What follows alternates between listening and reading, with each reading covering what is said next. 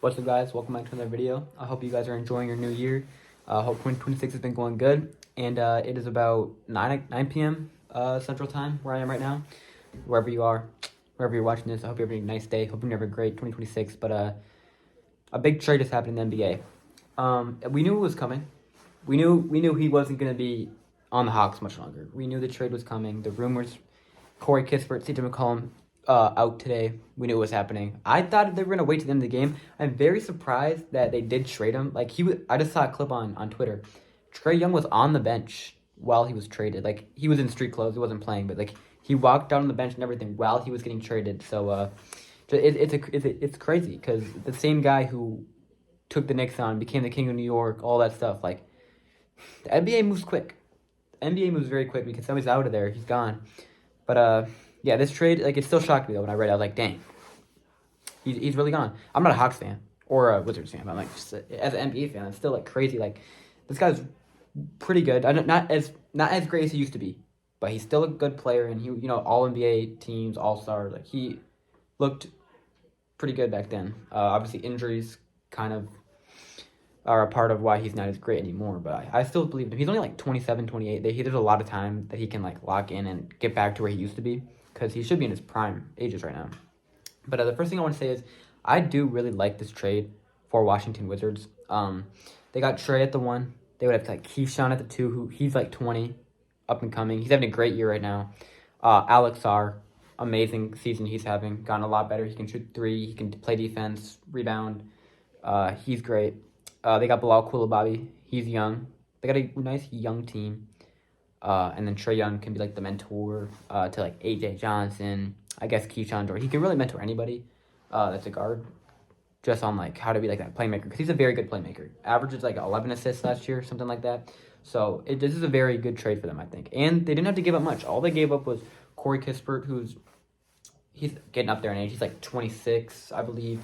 He can shoot the 3 ball, but I mean, he's just a player. He's just a rotational piece that I don't know if he's even gonna play much in Atlanta. Because they have a pretty deep roster themselves. But CJ, he could be coming off the bench, maybe starting. I don't know what that's going to look like for them.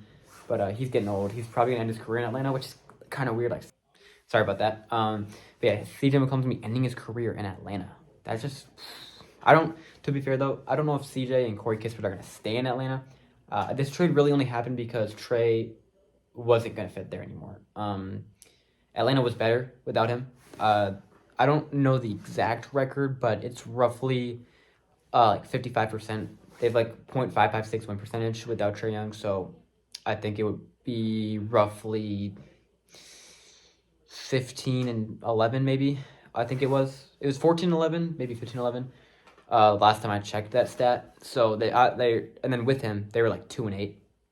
So which is like that's pretty bad. You can't really have a guy on your team, supposed to be your franchise player, which is probably now Jalen Johnson, but you can't have your franchise player, your star player, be like worse when you have him. So it's not going to fit. So we knew the trade was going to happen. Then his team came out and said, we're willing to make this work. Let out some teams. I think it was the Wizards, obviously, the Wolves, Celtics, Lakers were up there. As a Wolves fan, I mean, I think Trae Young is still a good player. I'm happy that we didn't trade for him, though, just because I think he's very bad on defense. I think I did see another stat. I don't know how accurate this is now, but at one point, like a week ago, they had the worst defensive rating in the entire league when Trae Young played. I think he was like a 128, so that's terrible. And then without him, it was like a 111, which is not too bad. But yeah, he's god-awful on defense, to be fair. And he's been very bad on offense, too. He's shooting like 30% from 3. He was a good shooter, but back in the day, like he was pulling from like 35. Like you had to face guard that guy from half because he was gonna make that if he shot it. But now he's shooting 30% from 3, which again he is going through injuries. He's only played 10 games this year, so I mean, cut him some slack. He's not really been able to get in the full motions, and I know when you don't play very much, you can't really get into that rhythm. So that could be a reason why. And his field goal percentage is like 39, and he gets a lot of turnovers too. So it's hard. And then Jalen Johnson having an amazing year. What is it, like 24, 10, and 8? It's kind of hard to say, like, yeah, we want Trae to be our guy when you have a guy like that. And then Nikhil, as a Minnesota fan again, I'm very sad. but very happy. It's a lackluster feeling. It's a lackluster feeling because Nikhil is playing so great in Atlanta, but he was on Minnesota last year. We kept Rob Dillingham and Mike Conley over him, and I'm not very happy about that because we don't play it. We don't play Rob. Mike's not good, but Nikhil kind of found a home. He could be 6th man of the year or MIP. I don't know if he's really going to meet a criteria because he doesn't really come off the bench. For the most part, in the beginning of the season, he was a starter, and he just recently kind of transitioned to the bench when Trae Young came back.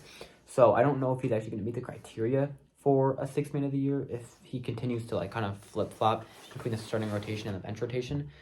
But he's definitely going to be up there for MIP because that dude is hooping. He's averaging like 20 points. He's averaging like 9 last year. And I could see the glimpses. He was great on offense when he like really wanted to. But yeah, never anything like this. Onyeka Okongwu, I picked him up in fantasy. I'm very happy about that. He is playing phenomenal. Well, I shouldn't say phenomenal. I have not really watched many hot games. I watched a couple, like 4 maybe. I really like Onyeka Okongwu, but a lot of fans, I think, are saying that he's just maybe not very good on defense. He's having a great year on offense, averaging about 16, hitting the 3. I heard people say he's kind of inconsistent, so he's hitting the 3 sometimes. He gets about 8 boards a game, which isn't too bad. For a big man, you maybe like 10.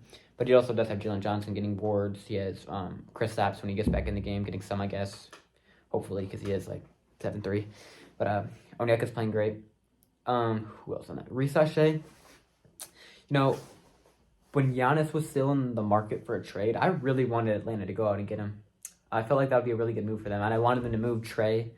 This is before, I don't know when Trae started getting the rumors. It might have been this, but I wanted them to move Trae and Risashe for Giannis. Obviously, that's a very one-sided trade. I was going to say, like, if the money matched, like, Risashe, Kristaps, and Trae Young. But that's a lot of money. Again, like I was saying, that's a lot of money going one way. That obviously, not obviously, I doubt it would have worked because that is Trae Young's big old contract, Kristaps' big old contract, and then Zachary Risashe for Giannis. I don't know what their cap space looks like, but if it would have worked, maybe. But that's a lot of guards, too, now that I think about it. I don't know what. That's not a very good trade, now that I look back at it. But they have Ryan Rollins. They have Kevin Porter Jr. already. That's only 2 guards, I guess, but just forget about that trade for now. But for the Hawks, I don't know if Kispert's going to play very much for them. It depends. He's a shooter. He's a shooter that could come off the bench. I think he shoots like 39%.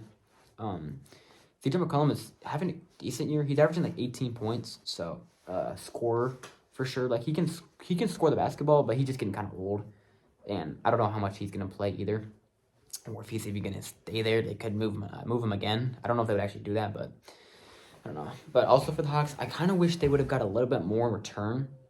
I know he didn't want out, but like they kind of agreed that he was gonna leave the team. I wish you could have gotten like a first, a second, anything. But like just a 34-year-old CJ McCollum and then just an average role player for somebody who was your star player, your franchise player for like 5 years. And that's all you get back. You don't get a first. You don't get maybe a young guy like AJ Johnson. Like a young guy that doesn't play. Could have got AJ Johnson, a first-round pick, anything. Maybe not the one this year, because obviously that's going to be a very good pick. But like it didn't make much sense to me. I guess they still do have that Pelicans pick because the Pelicans made that trade for Derek Queen, which ended up being not very good for the Pelicans now, I guess, because the Pelicans are in the lottery. The Hawks could end up getting the first overall pick, and they could pick a guy like Darren Peterson, AJ DeBansta, Cameron Boozer, Caleb Wilson, Kingston Flemings. This draft class is insanely deep. They're just dogs. A lot of good freshmen. The NBA is going to be very stacked soon.